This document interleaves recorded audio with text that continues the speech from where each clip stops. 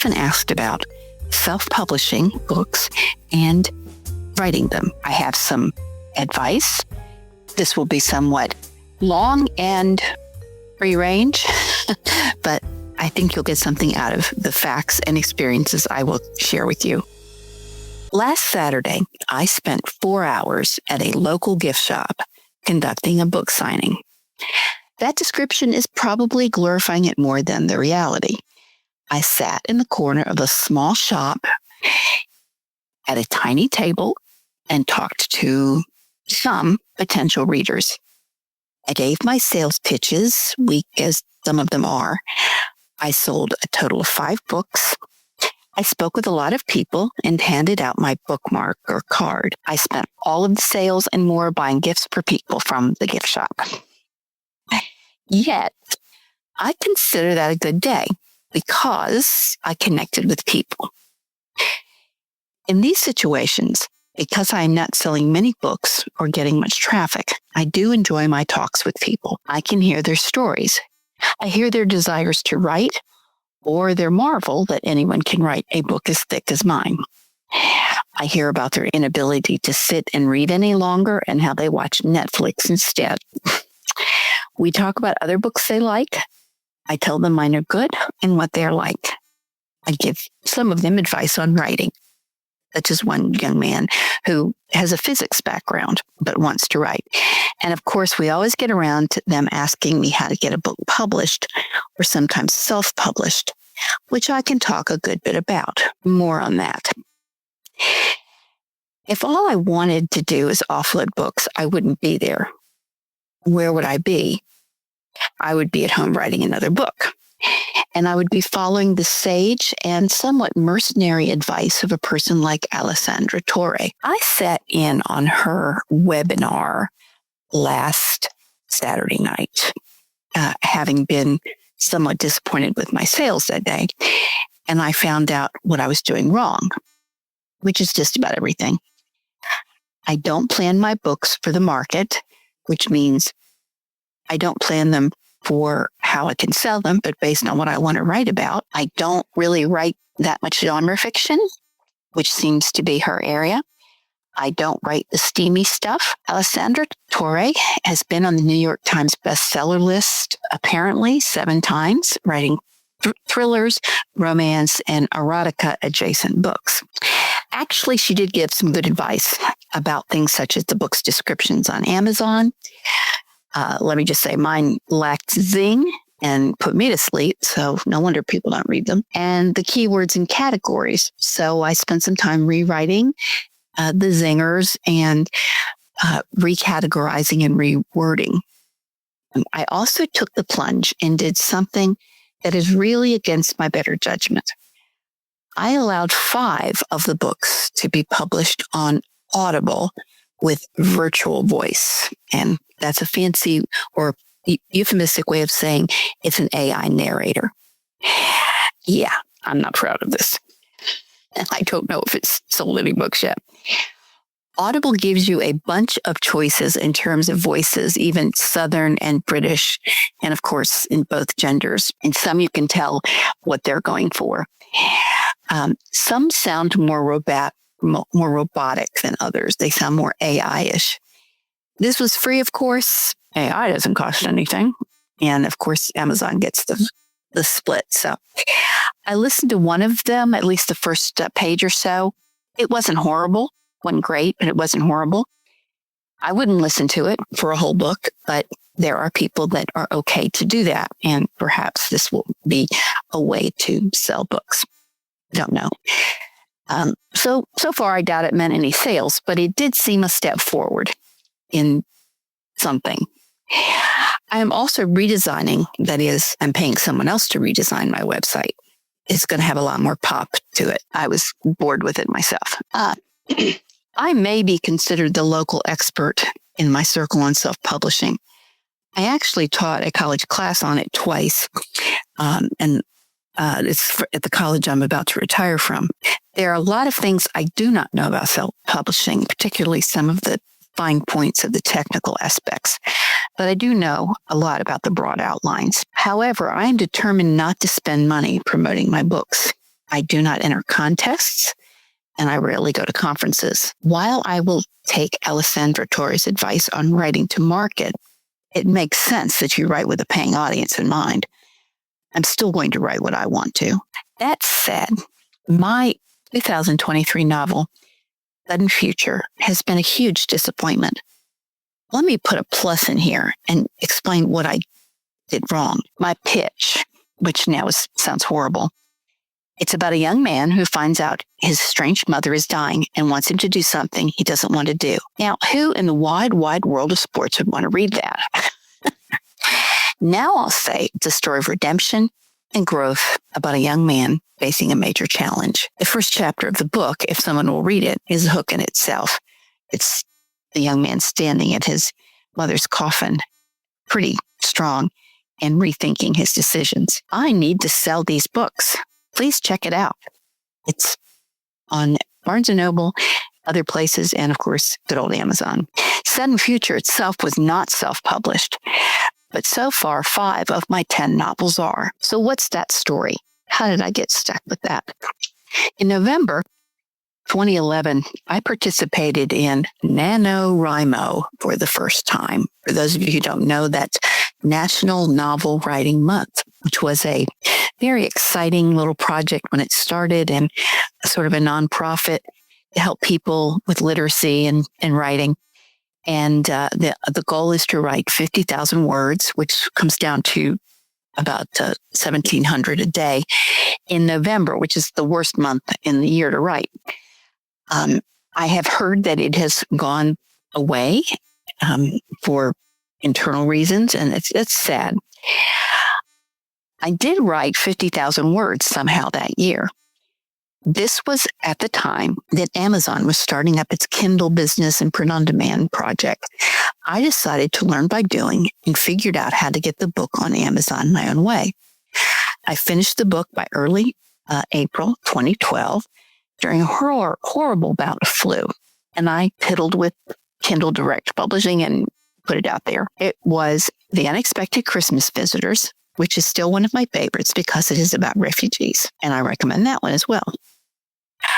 I actually taught a class in self-publishing twice, as I said, which was part technology, part social media marketing at the time, which was just getting started, and part creative writing. Also in 2012, I published 2 more novels with Oak Terra, and then I went underground with fiction writing while I earned a doctorate. In 2015, I published Bringing Abundance Back through Kindle Direct Publishing. And I have done better than average with that one because of my pitch and the cover. The pitch, it's like fried green tomatoes, which it isn't really, but there's some similarities. And the cover has a photograph of a very inviting southern porch. The real version is in Pennsylvania, though. In 2016, 2019, and 2024, I self-published 3 more, a series of mysteries set in a small town in Georgia. So that's what I've done. And along with that, I published 2 novels with Colorful Crow, as well as the 3 with Oak Terra. So the advantages of all this, if you know what you are doing and spend the time, you can put out a nice looking paperback, or probably other things, that will cost you about $4 per copy plus shipping. You have total control over the project. There are a lot of options, and Amazon is not the only way to do this. Ingram Spark and Barnes & Noble also have programs. You can order as many as you want, and you can charge as much as you want for the books. You're on your own. It's self-done, do-it-yourself all the way. So that's why some people might want to do it. And, I should say I've also published for Bible studies that way. On the other hand, there are many disadvantages. You may be stuck with all the copies that you order. There's no guarantee you will sell books. Your book may be 1 more volume on the everlasting pile of really vile and dreadful self-published books. And I know that sounds terrible to say that, but unless you make sure it's as good as it possibly can be, it's just going to be another piece of paper. There are lots of companies out there, and this is a crusade for me that I want to talk about, There are a lot of companies out there that will help you, and I'm putting air quotes around that. You self-publish by your book by saying they are publishing it. They are what we used to call vanity presses and hybrid publishers. Beware. The main reason I talk about self-publishing is to warn the unsuspecting about these companies who will gladly take $10,000 from an elderly lady who wants to write a devotional book and then leave her with dozens of copies of a book with a pretty cover and layout, but likely not much to say for in content. And she tries to sell them and only her friends buy it because it's neat that she wrote a book.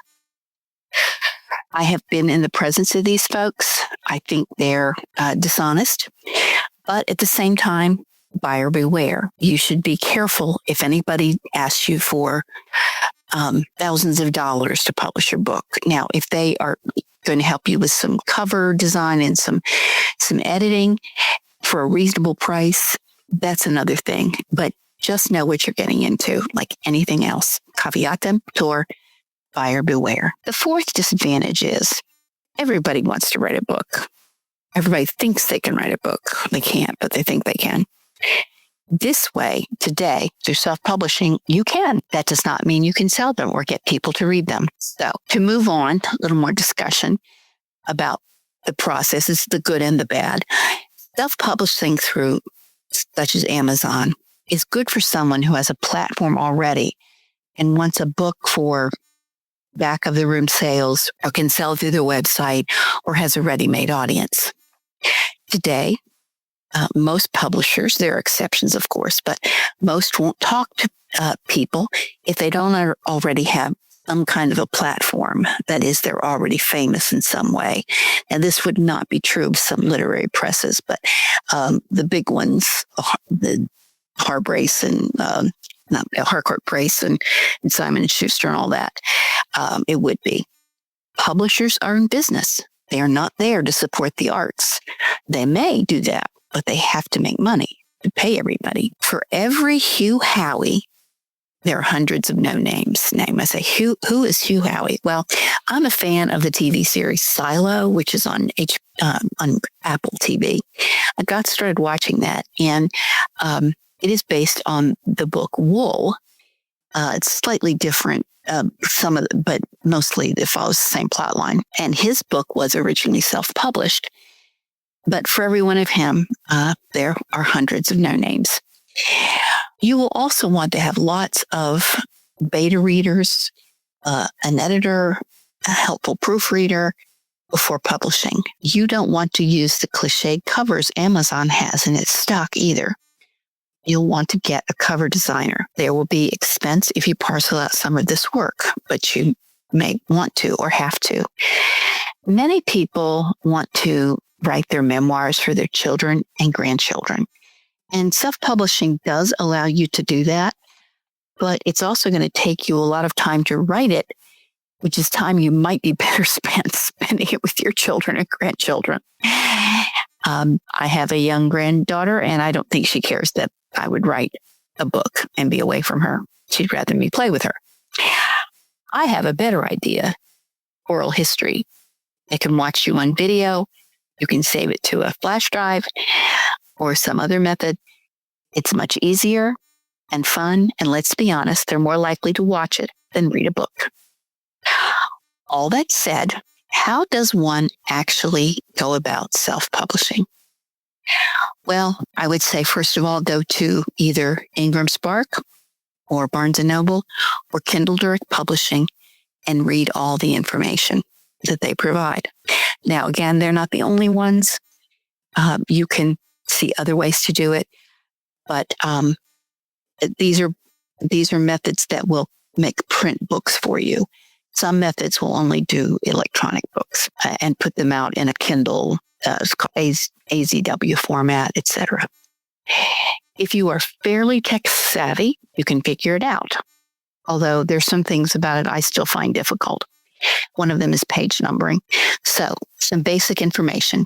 KDP, which is Kindle Direct Publishing, the Amazon one, has lots of Q&A forums. you will have to understand what you want. All of my books have been 6x9 trade paperbacks, but there are other options. You can even do children's books with color and photographs and larger sizes and all that. And you can just do Kindle ebooks, which a lot of people do as well. I suggest downloading their templates, especially if you're trying to get started and you've already written something. Download their templates and cut and paste your Word document content into that template. You can also do a PDF, but that you'll have to deal with formatting differently. The template will work well. I use the 6x9, the one in English, but you have to fiddle with it. This is where you might need a more technological person. It can be tedious to make sure it looks the way you want it to. Now, let me say, all of this is assuming you have already edited, proofread, and had other people proofread. So, I would not start the cutting and pasting and using the template till you already have a really, really perfect Word document. There are style manuals for fiction. There are things like M dashes and N dashes, and the fact that if dialogue by one speaker goes into the next paragraph, then the quotation marks at the end of the first paragraph are left out. There's all these kinds of things. But even before you start worrying about this punctuational issues, you need to be sure that your dialogue isn't squeamish in the first place. Let's not have the "she screamed angrily" sorts of dialogue tags. Even "she said angrily" is a bit much. The words "she says" and the actions around it and the words should show the anger without telling it with the adverb. Adverbs in dialogue tags are very pre-World War I style, okay? Modern fiction focuses on verbs more than adverbs. So if I'm going to say again, if some of what I'm saying is new to you, you don't know what I'm talking about, you need to postpone your self-publishing your book. As you work through the Kindle Direct process, it will ask you a number of questions.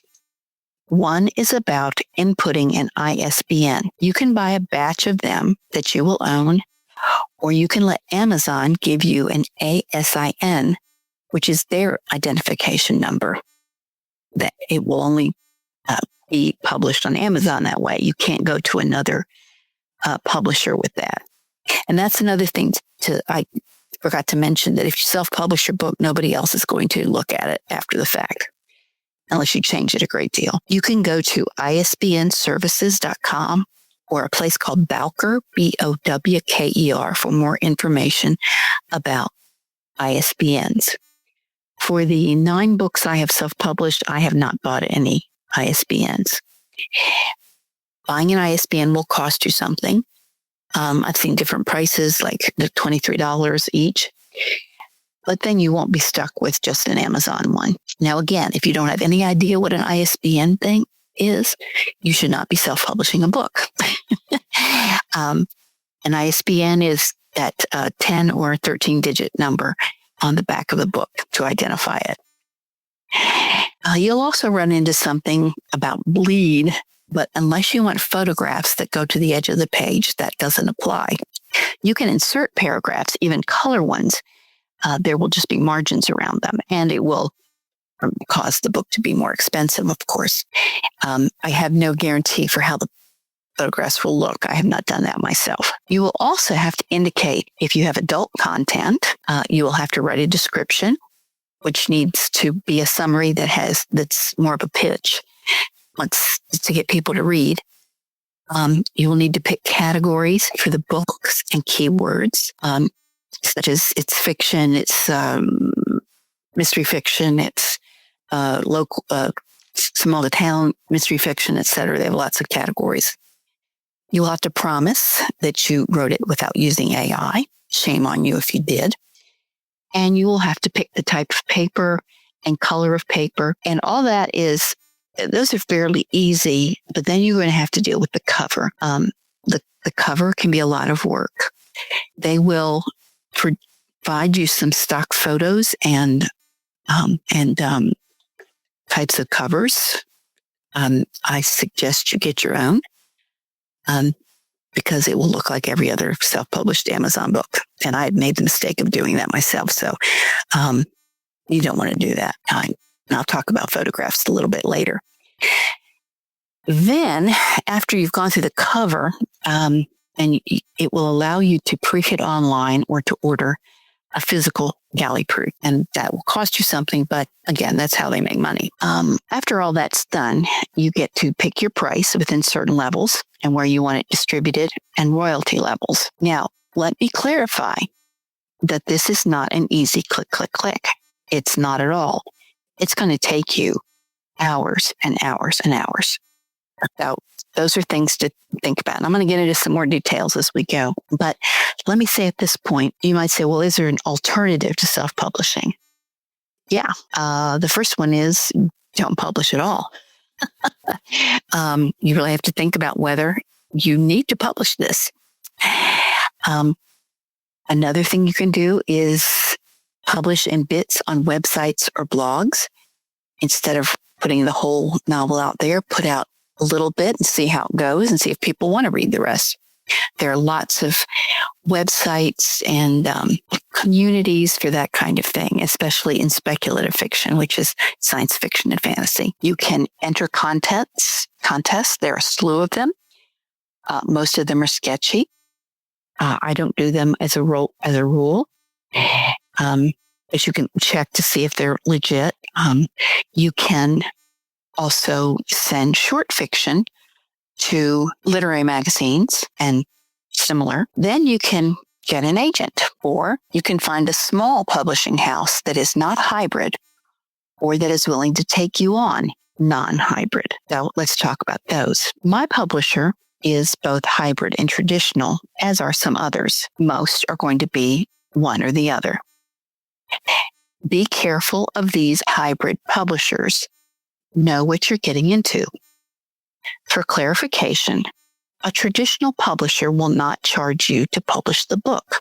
They will give you a contract. There'll be certain aspects on there, and you may likely have to buy copies and be responsible for marketing it, or most of it. But they're not going to charge you up front to publish the book. That's called vanity press. Okay. Or nowadays it's called hybrid publishing. Sounds better. A hybrid publisher will charge you for editing, cover design, etc., as well as copies and marketing. The hybrid helps for money. The traditional takes most of the risk. As I said, there are some that do both. They do the hybrid for an income flow and to help people, and they do traditional to be more reputable, let's say, to be seen in a different light. Just be sure you know what you're doing. Now, you might ask, do you need a lawyer in all of this? Well, yes and no. Depends on who you're using to publish the book and what the book is about. If you are writing an expose of your former employee, you better get a lawyer. Actually, you better just not write the book. If you are writing about a medical procedure or issues and you are not a health professional, you probably need one. You need to be very careful. You would have to have lots of good research. You don't want to be putting information out there that is not backed up by the most recent medical research. If you are writing a novel that is really a biography or a memoir that names names, yep, you might need a lawyer. Again, what are you doing? Why are you writing? Get your forgiveness or revenge by mature and humane means. Do not write a book. You're not a movie star. If you are writing something anodyne and safe through Amazon, probably not. On top of that, you will need to make sure that you get a lawyer who knows about copyright and entertainment law and these kinds of things, not just an injury attorney. This example is not about publishing, but it is relevant. A couple in the town I live, a beautiful young couple, have worked for 3 years or more on a documentary about the dye industry.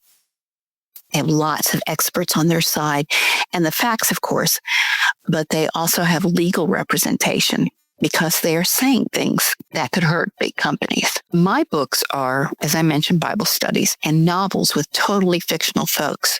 So the standard disclaimer at the front about this being a work of fiction and any resemblance is coincidental, blah, blah, blah, is enough. Actually, for Bible studies, there's a whole different issue. Unless you are using the King James Version, also called the Authorized Version, the very old-timey one, okay? You have to get permission to use significant portions of other translations, such as the New American Standard Bible, the New King James Version, or the New International Version.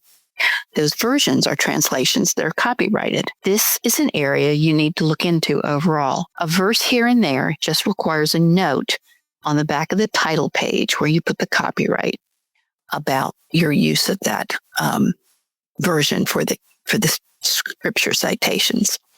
There are limits it's to what you can use and how much you can use. And so I would recommend you go to a website called Bible Gateway, and you can look and its list of versions that it has, and you will find copyright information. It will tell you what to put on the back of the title page and how much you can legally use without asking permission. And of course, if you're writing about the Bible, it would be inconsistent to violate copyright laws. For a modern translation for conservative evangelical purposes, I recommend the World English Bible that you can get from Bible Gateway. It is not copyrighted. It's modern English. It is in the public domain, so you can use it freely. This translation was done so that nonprofits can have a version to be used online freely. So that's what I'm using in my most recent book. Another thing that I do is that I use a lot of different versions so that I'm not just depending on one. Now, what about other kinds of books or published materials? If you're quoting a song, you need to check the copyright and get permission if it's the whole thing. If it's a line, 4 or 5 words, it's okay. A whole verse, you need to get permission because that's a significant part of the song. Unless it's very old, like a hymn before 1950 or a folk song, you would need to get permission. Obviously, Old MacDonald doesn't need copyright permission. Renditions of it do. So a recording in a movie is a different matter. Now then there's photographs. Oh my, you cannot just take something off the internet and put it in your book or cover. Definitely permission on any photography. There are stock photo sites like Fiverr you can use. Also Wikimedia, not Pedia, Media. I used it recently for a cover. But you have to look and see if it is in public domain or free to use without permission. It likely is not. Best bet, take your own photos or have a friend do so, or pay people for their work. The internet and AI has made that harder. And of course, you can use AI, but keep in mind that AI is just stealing from everybody to create what it creates. But you don't want someone seeing your book and saying legitimately, that's my work, and getting a lawyer involved. Creative Commons is a different issue. Creative Commons is for free use, but the originator can stipulate no use for money. We wrote a textbook in the college that I work in, my department, and no one can sell that for money, although people have tried because it's under Creative Commons license. It's a great thing for educational purposes and community, but there are limitations. All this is to say, do your homework on these issues. Don't get into self-publishing until you know what I'm talking about. As to getting an agent, I recommend something called Query Tracker or going to conferences, but then do your homework. Who is your book for?